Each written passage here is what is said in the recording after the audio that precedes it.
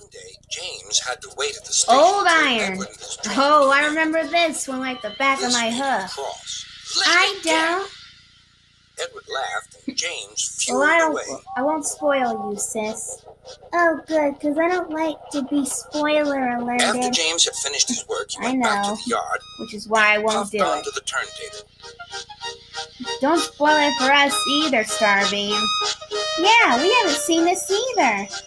Okay, I won't. He was still feeling very bad-tempered. Of course. Edward red in looks and red in nature sometimes. He clanks about like a lot of old iron, and he is so slow, he makes us wait. Thomas and I beg your pardon. Edward is not. Old iron? He doesn't. Slow? Why, he's not Edward old iron and he's not slow. Any day. Yeah. Really, said James. I should You're like just to see him do jealous it. that you can never measure up to how great of an engine he is.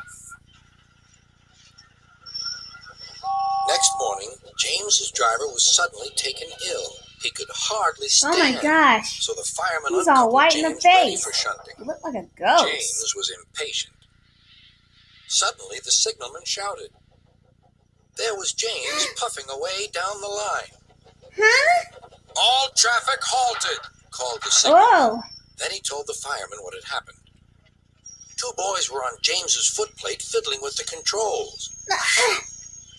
They tumbled Human off boys just loved to be troublesome back then. The signalman answered I guess they still kind of do today. Yes? He's here. Right. I'll tell him. The inspector's coming at once. He wants a shunter's pole and a coil of wire rope. What for? Wondered the fireman. Search me, but you'd better get them quickly.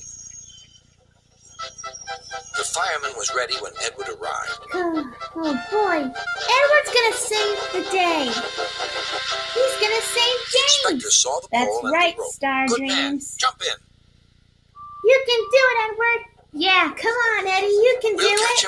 We'll catch him, puffed Edward. James was laughing. Oh boy. Verity would not be enjoying this. What a lark, he chuckled to himself. Suddenly, he was going faster and faster. Uh-oh, he's a runaway. He realized that he had no dear. driver. What shall I do? I can't stop. Help! Help! Oh, don't worry. We're coming. Edward's coming to save you. Come on, Edward. You can do it. Come on, Edward. Go, Edward, go! Edward was panting up behind with every ounce of steam he had. At last, he caught up with James. Come on, Edward. You can do it. Don't give up. Steady, Edward, called his driver. Steady, Eddie. The inspector stood on Edward's front, holding a noose of rope in the crook of the shunter's pole. Come on. He was trying to slip it over James's buffer. Closer. You're almost there. Come on. The engines swayed and lurched. Come on. Come on. At last, I got him. He shouted. He pulled the noose tight. Oh. Gently braking, Edward's driver checked the engine speed, and James's fireman scrambled across and took control. Whew! That was close. So, the old iron caught you after all, chuckled Edward. I'm sorry, whispered James. Thank you for saving me. You were splendid, Edward. Of course he right, was, replied Edward. The engines arrived at the station side by side. Sir Topham Hatt was waiting. A fine piece of work, he said. James, you can rest and then take your train. I'm proud of you, Edward. You shall go to the works and have your worn parts mended. Oh, thank you, sir, said Edward. It'll be lovely not to clank. Great episode. How'd you already know about it, though, Starbeam? Oh, I already watched it once. When me and my friends were watching, the 10 Years of Thomas. Oh. Yep. What's the next story? We're about to find out. In 3, 2, 1. operating the bus was giving some Edward's visitors a tour exploit. of the island of Soda. Oh! I don't believe I've watched this one yet. It was their last afternoon, and Edward was preparing to take them to meet Bill and Ben. He found it hard to start the heavy train. Oh. Did you see him straining? Asked Henry. Oh. Positively painful, remarked James. Just pathetic, grunted Gordon. He should give up and be preserved before it's too late. Shut No, up, he shouldn't. burst out Duck. You're all jealous. Edward's better than any of you. I agree. You're right, Duck, said Boko. Edward's old, but he'll surprise us all. I've done Yeah. it. We're off. Go, Edward, go. We're off, said Edward, as he finally puffed Go, out of the station. Edward, go. You can make it. I don't know why someone just gotta give Edward a hard time. Sure, he's a little elderly, but he's not old Later, enough they to took the party retire. to the China Clay Works in a brake van special. China Clay? The fix will give some details about it. Let's listen.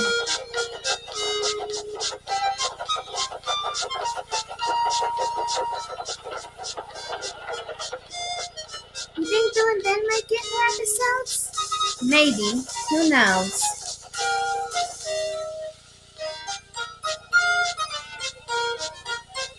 Everyone had a splendid time, and the visitors were most impressed. Then Edward took the visitors home. Oh. Come on, Edward. On the way, the weather changed. Oh. Oh no, not Wind and rain. rain buffeted Edward.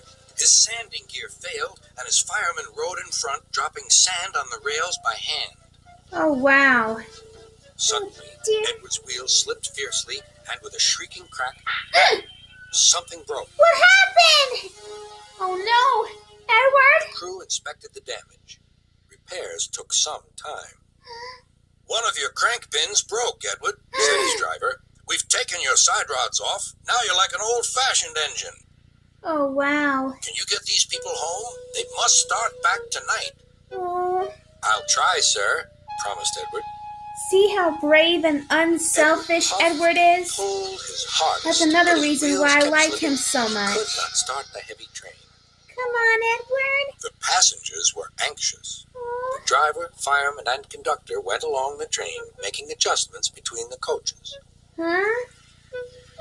What kind of adjustments?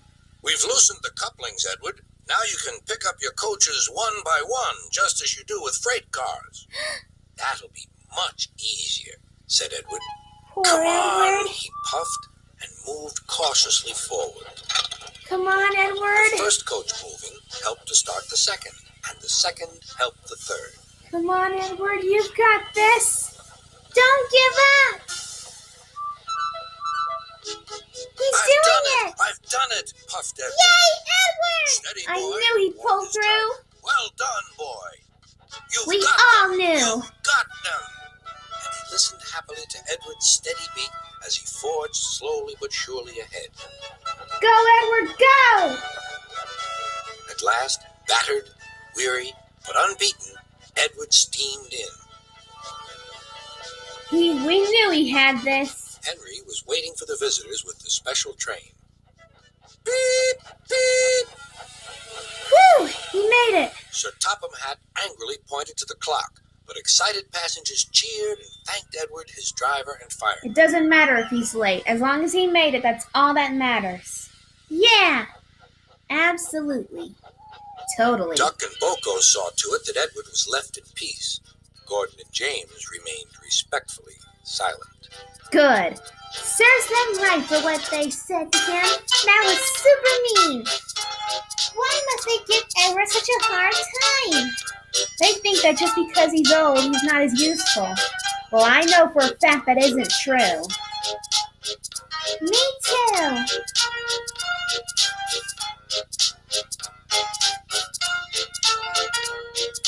What's next? We're about to find out. It is Trevor the Edward, traction Trevor, engine is and the old-fashioned, really but useful he doesn't party. care. He knows that he is really useful, like his friend Edward, the blue engine. Early one morning, Trevor was chuffing about the vicarage orchard. He had important news for Edward. Oh? The vicar says that not all children are able to have holidays by the sea, so he's having a garden party to raise money for a seaside trip. Ooh! I'm going to be the star attraction, chatted Trevor, giving rides to all the visitors. The vicar is putting up posters all about it. I'd like to help too, sighed Edward, but without my rails, I wouldn't be much good at a garden party. Poor Edward. It was a beautiful day, but Edward was worried. Worried? I wish there was something I could do for the party, he said. I'd like to be helpful, like Trevor. Edward's driver laughed. You're helpful in your own way, and that's on the railway. True. Oh, no. Next day, it was Trevor's turn to look disappointed. He had bad news. The vicar's been so busy that he forgot to put up the posters. Now no one will know about the party. Oh, no. But Edward had an idea. Don't worry, he said. Everything is going to be all right. It is? Then he explained to his driver. The vicar can paste his posters on my cab and coaches, so wherever I go, they'll go too. Oh, Edward, Well you're done, a Edward, said genius. his driver. I'm sure Sir Topham Hatt will agree. As indeed he did. Yay! Edward steamed Edward happily saved through the the day stations, yet collecting again. his passengers. Look, they said, the vicar is holding a party. We must go to that. Later, Trevor was resting in the orchard shed when Bertie rolled by. Hello, Trevor. Why are you dozing there like an old stick in the mud? Hey! I'm not dozing. I'm resting. He's resting. Trevor. There's a difference. Then he told Bertie about the vicar's party. I'll be there too, boasted Bertie. I'm not sure people will want to ride on an old traction engine after traveling in a smart red bus like me. Sometimes The Bertie party can day be arrived. too conceited for It his had own rained good. heavily during the night, and the orchard ground was soaked. Rain and mud won't spoil my day, said Trevor. No, indeed, agreed his driver. We'll stay on the road. Then we won't get bogged down. Smart choice. Trevor was soon busy trundling up and down the quiet country lane, carrying lots of laughing children. I'd like to ride in that one day. Yeah, it kind of reminds me of a He was just hayride. turning a corner when he heard Bertie. Hello, old-timer. I'm taking everyone to the party. People have come from all over the island. Oh, brother. Trevor gave Bertie a cheerful whistle and turned back toward He's the actually orchard. being nice. For once in this episode. Then there was trouble. Help, I'm stuck, shouted Bertie. Oh! His wheels had sunk deep in the orchard mud. Ooh. Terrence Mud. the tractor arrived just in time. Oh, Terrence! I'm the one who has to plow fields, laughed Terrence. We'd better get you out of here. Good going, Using Terrence. strong ropes, Terrence and Trevor pulled Bertie clear of the mud. Huh. This will teach Bertie a thing or two, Trevor chuffered to Yeah, himself. totally. At last, Bertie was on the road again. Thank you, Trevor. You're not a stick in the mud at all. Told you. No, smiled Trevor. But you were, just for a little while. That evening, the vicar arrived to see Edward and his driver. Thanks to your good idea about the posters, hundreds of people paid to come to the party. We've raised lots of money for the children. Edward was very pleased, and Trevor fell happily asleep, thinking of all the children who would now get to the seaside at last. That was a great episode, too. Indeed. Only 2 episodes left. Oh, and there's also a song, too. There is? Uh-huh.